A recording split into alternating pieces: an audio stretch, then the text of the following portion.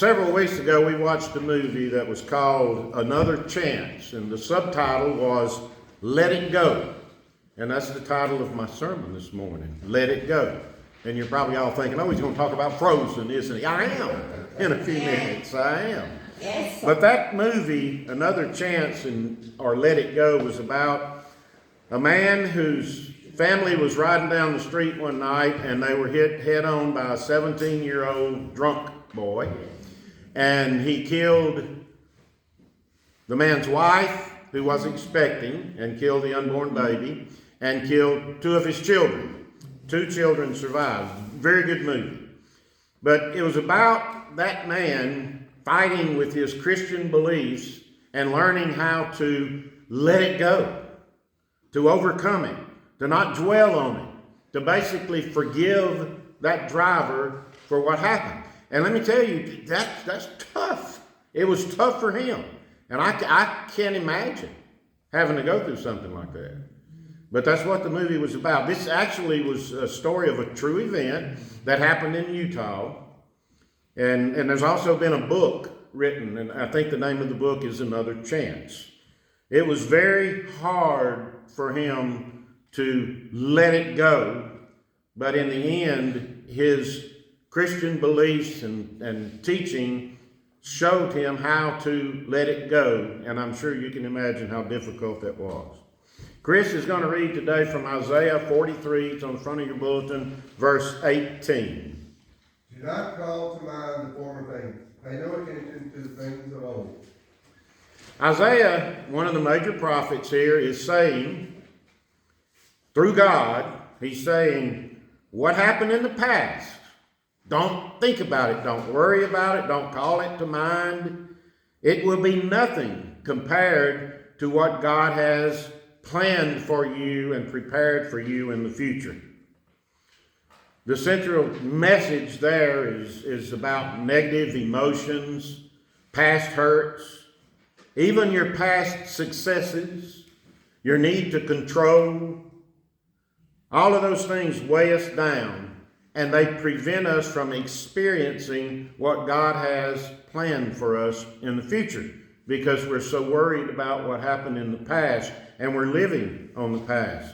True freedom in a person's life comes from actively releasing all those burdens and trusting in God's plan for healing you, for your growth, and for new opportunities. But you can imagine by right now thinking about some of the things that's happened to you in the past, and you still think about them every day, and you can imagine that it's difficult to give up on those things and to let them go. But that's what we're talking about. And of course, you remember the song from Frozen, Let It Go. In the song, let it go, turn away and slam the door. In other words, put something between you and all of those things in your past so they can't get to you anymore. Slam the door on them. Take them out of your mind. Do away with them. That movie, you've all seen it, I'm sure. It's a movie about regaining true love between 2 sisters and healing a frozen heart, actually. But it doesn't take true love to heal a frozen heart and to get rid of negative emotions and things of the past. It doesn't take true love for you to stop living on your past successes. What does it mean to let go and to be free spiritually so God can work in your life? That's what we're talking about. Because if you haven't let go of those things, then you're imprisoned in your past. It's controlling you today. You're not looking to the future. You're not thinking about God, what God may have planned for you, what God may want you to do in the future, because you're only thinking about the past. But letting go, what are we meant to let go of? You know, today people are hanging on, aren't they? Some of them for dear life, hanging on to things that have happened. They're preserving their past. They're grasping and clutching and trying to keep what they've had in the past in their life and a major part of their life. But when there's so many things that they need to let go of, they're living in a past, and when there's a future there, that because they're doing that, it's unobtainable. They can't get to where they need to go and where God wants them to be. We're not used to letting go. We're used to hanging on for dear life. So many times we've had to. In today's life, we think that if we don't hang on to everything we've got, everything in our past, then we're losers. We're going to lose it all. And we're not thinking about what God may have planned for us for the future. And we hang on for lots of reasons. Because it's familiar. You know, a lot of people don't like to get out of their comfort zone. That's what that means. We hang on because the past is something that we know. It is our comfort zone. Whereas the future may be questionable. We don't know what a new child is going to do to our lives. But we need to prepare for it, don't we?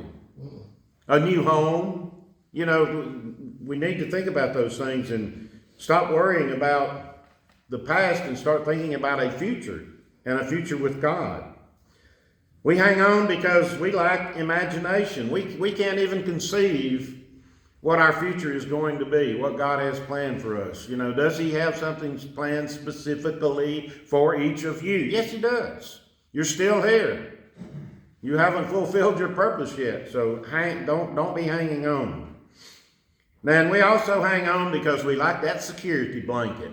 What was it, the little guy in Peanuts? Linus, that had the security blanket. You know, we have to hang on to that.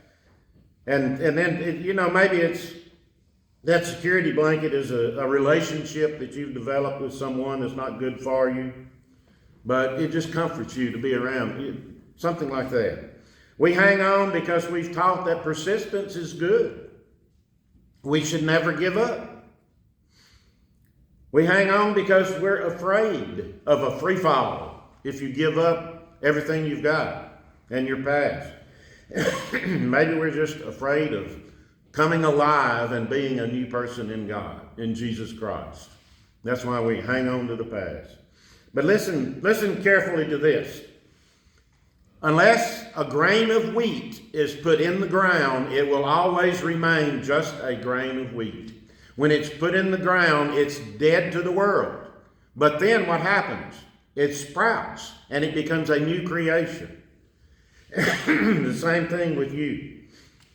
If you stay as you are, you can't sprout. You can't become a new creation. Just like that grain of wheat. Some way people hold on to life because they're afraid. But if you do hold on to everything in the past, what you are doing is destroying your future life. You're not preparing yourself for it. Now that's pretty clear. Anyone who holds on to their past and current life destroys their future life. But if you let it go, something new and eternal will come into your life. Excuse me. I remember my daddy used to say, if you love somebody, let them go. If it was true love, they'll come back to you. Pretty smart saying. I had my own saying though. Mine was, if you love somebody, let them go. If they come back, it was true love. If they don't come back, hunt them down and make them pay.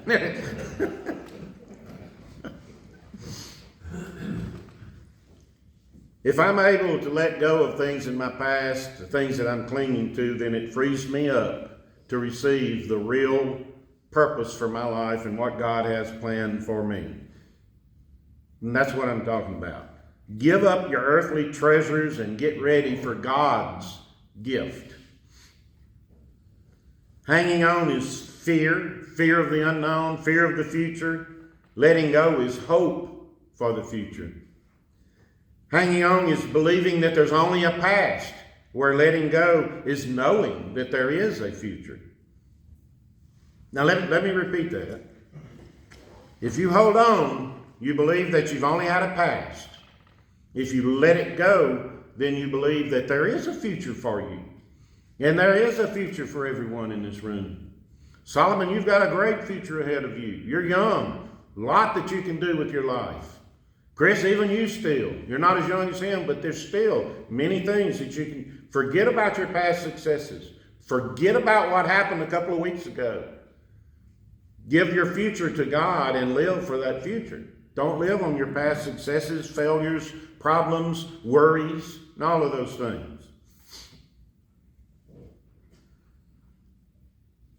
Holding on is believing that there's only a past, but letting go is knowing that there is a future. Surrender the weight of your burdens. Open the door for the intervention of God, the divine. And then Chris read to us verse 18 in Isaiah 43. Verse 19 says, and remember this is right after what he read. Don't hold on to the past. Verse 19 says, see, I am doing a new thing. Now it springs up. Do you not perceive it? I'm making a way in the wilderness and streams in the wasteland. So letting go means doing a new thing, whatever that is. Remodeling a house, having a child, buying a new house, changing your habits, reading more, Christian books. I like Christian fiction. Y'all know that. I read them all the time. Letting go means doing something new, whatever that is.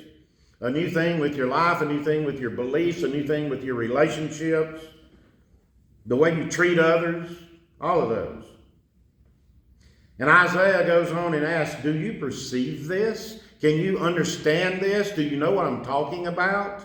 It's difficult to explain to someone to let go of the past and think about the future.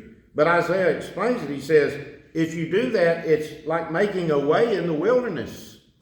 That reminds me of the 4-lane highway we drove down going through Death Valley, which is a wilderness. A way to get through. And then he also says, making streams in the wasteland. You know, they also have water out there. And that's what God's talking about when he's telling Isaiah what to write. You know, this new you will be like a way through the wilderness and water in the wastelands. He says that in verse 19 after what Chris read. If you just let go, you can make your life have a clear path through the wilderness and the wasteland that's probably in front of you. We know life is tough and it's going to continue to be tough, but God provides for you a way through that wilderness and that wasteland if you just let go and let Him. Just let it go. So what do you need to let go? Let go of your past mistakes.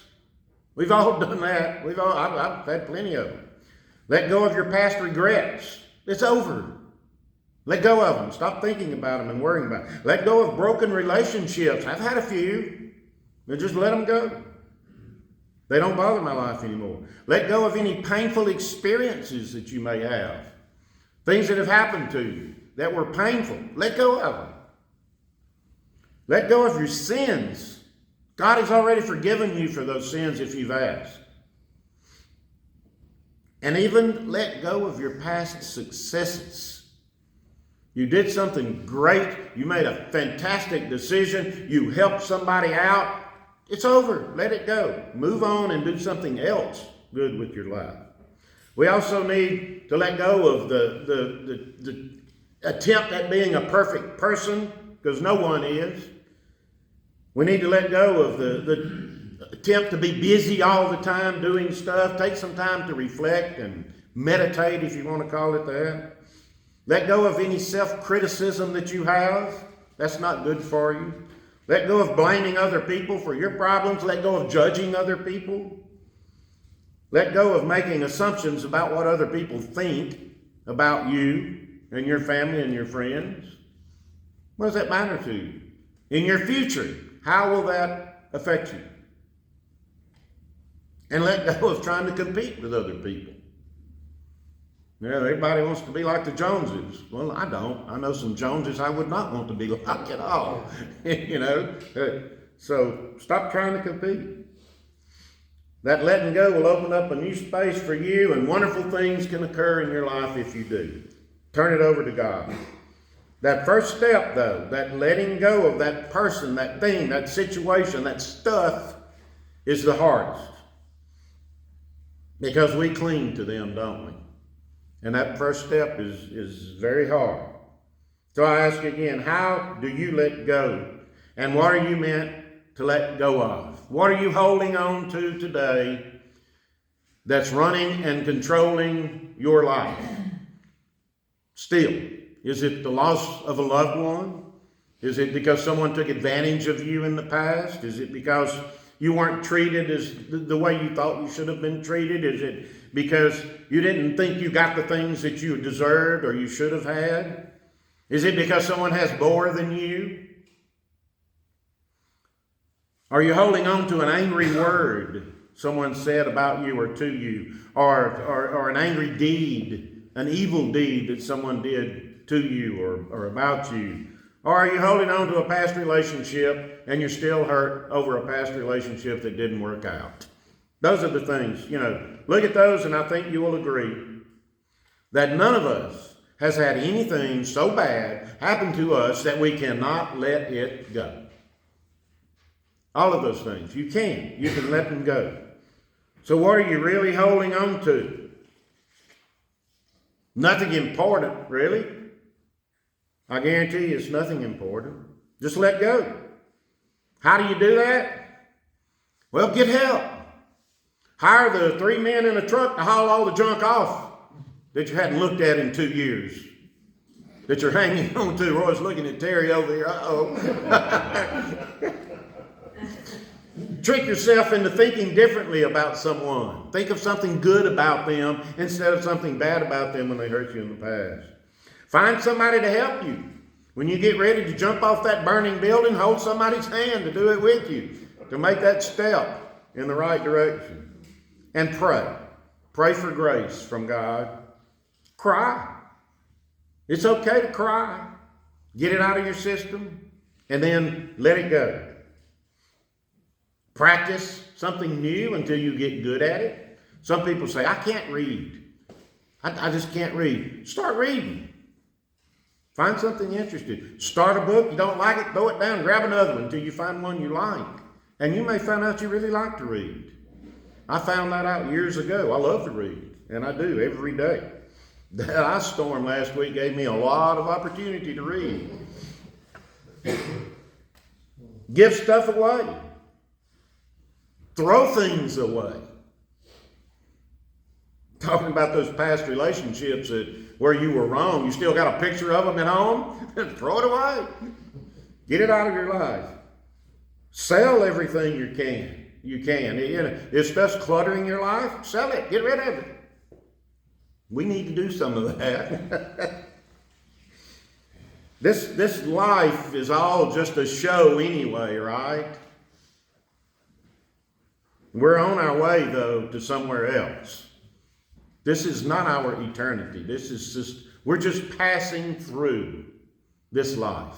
Why let things in the past in this life bother us so much that we cannot prepare for what God has ready for us in the future? So why do you need to be bogged down with 14 irrelevant people and 2 tons of useless junk and a brain full of worry? Why do you need to be bogged down with those things? When really, we're just practicing to be a part of heaven. And that heaven is full of love. So don't hang on. It's hard to fly when you got all that stuff weighing you down by your feet like blocks of concrete. So just let go. Now imagine for a moment that you're saying goodbye to all those unneeded things in your life. And then ask yourself, if I were to die today, what would those things mean? How many of those things would you have wished you had already let go of? If you knew you were dying today, how many things in your past do you wish you had already let go, had gotten rid of, out of your mind? Ask for forgiveness for.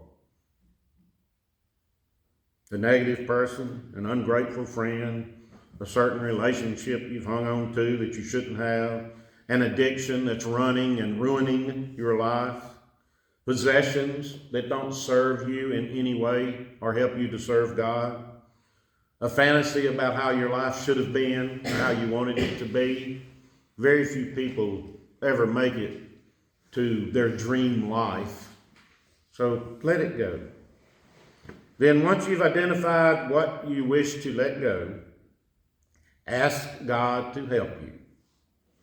And when you ask God to help you, wait for a response. The first step you can do, is there one? Is there a first step that you could do this very day? Yes, there is. You can simply say, I'm going to let that go. Amen.